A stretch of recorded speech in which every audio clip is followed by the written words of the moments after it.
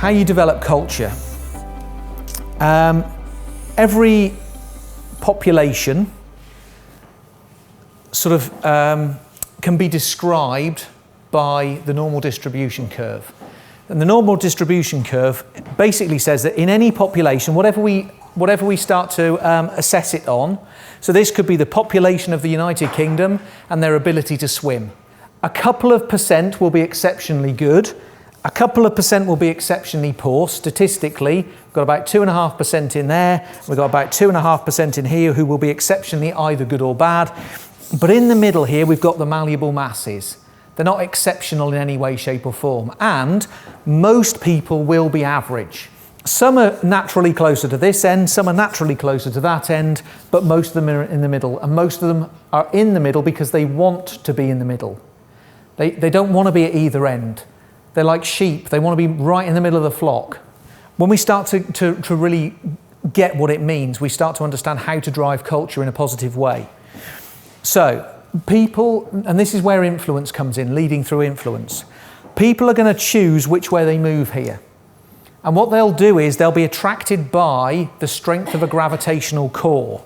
So imagine that we've got a couple more people now doing and saying really good things. And the strength of this gravitational core starts to pull people in. These are people who have very similar values to those, who are looking at what they're doing and saying and thinking, yeah, that's good stuff. I want to do a bit more of that. I want to say a bit more of that. I want to be a bit more like you. So they start attracting people in, and this becomes a bigger influence, a stronger influence. And therefore, just like objects in space, the more mass it's got, the more gravity it's got, the further away it can draw from, the further away it attracts from. So now it starts to attract people who are out here. And they're all moving in that direction. And then it becomes an even stronger core. Now, if you think about it, that's going to start a positive movement in the direction that you want. People doing and saying more of the right things. Interestingly, what happens here now is as people start choosing to move in that direction, you get people around here who aren't moving because of that core, they're moving because everybody else is. Exactly. Because everybody else is. So this person decides to go that way, so that person decides to go that way because everyone else is moving in that direction. Now, really importantly, these people are choosing to go in that direction.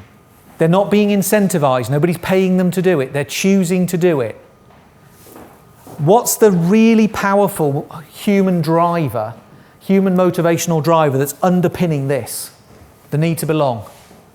Yes. So they are choosing to move in that direction. They're choosing to stay in the middle of this pack.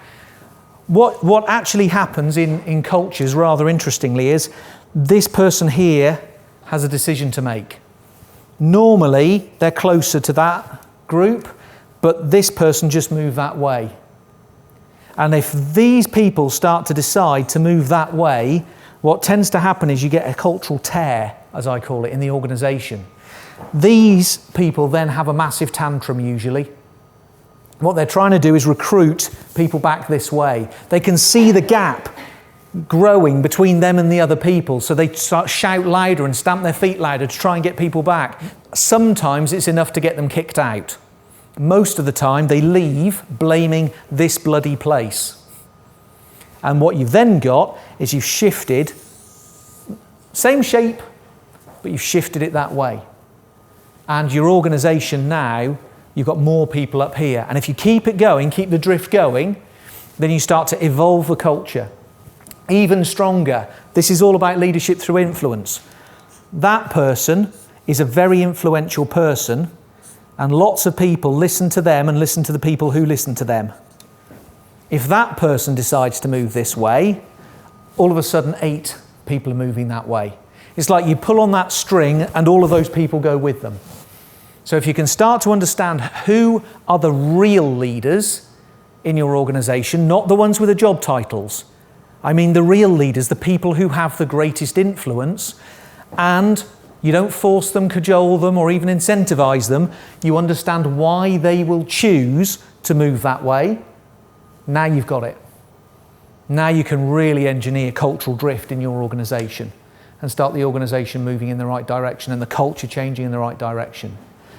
And you understand that it's driven by the need to belong, and it's driven by choice. They're choosing to move. Why will they choose to move in that direction? Why will they want to? Why is it better for them if they do? Because they want to belong here and do what we do with us, because it's important, it matters, and I like it here. And it's a great culture, and I love the people around me, and I love what we're doing, and that's when you get all that. And it's much deeper emotionally than the cerebral stuff around I get trained, or the money's good, or whatever. There's a much deeper level to it. Next time on Be World Class TV. What could we learn from other people? If you want to succeed, there has to be a brutal honesty. Stab me in the front. Don't stab me in the back.